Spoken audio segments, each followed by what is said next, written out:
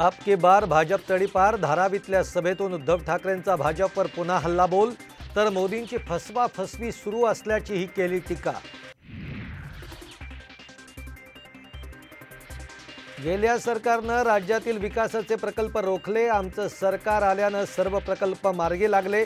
कल्याणमधल्या शासन आपल्या दारी कार्यक्रमातून शिंदेंचा ठाकरेंवर हल्लाबोल।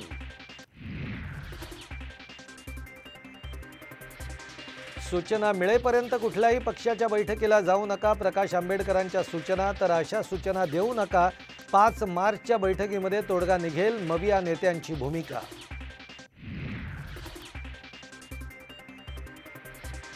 मवियाचे लोकसभेसाठीचे 42 उमेदवार ठरले, साम टीव्हीला सूत्रांची माहिती।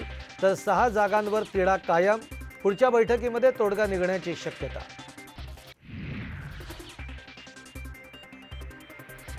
भाजपच्या पहिल्या यादीमध्ये ज्यांच्यावर भ्रष्टाचाराचे आरोप झाले त्या कृपाशंकर सिंग यांना उमेदवारी, मात्र गडकरींचं नाव नाही। उद्धव ठाकरेंची भाजपवर टीका।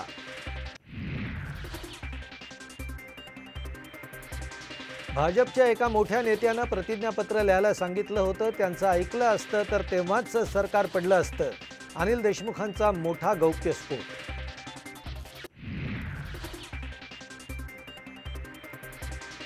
गेली 12 वर्षे सुप्रिया सुळे अजितदादांच्या कामगिरीमुळे पास।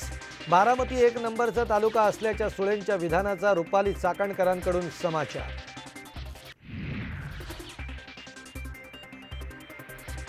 उद्धव ठाकरेंचा उद्या रायगड दौरा, पनवेल, खोपोली, उरणमध्ये घेणार सभा, सभेची जोरदार तयारी।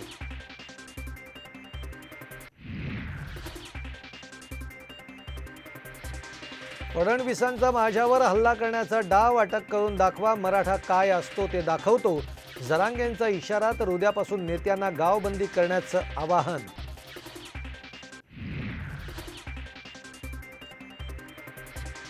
आणि मुंबईतील मालवणीमध्ये नितेश राणेंच्या नेतृत्वाखाली हिंदू जनआक्रोश मोर्चा। गैरमार्गाने मुंबईमध्ये आलेल्यांनी परत जावं, नाही तर त्यांना हिसका दाखवण्याचा इशारा।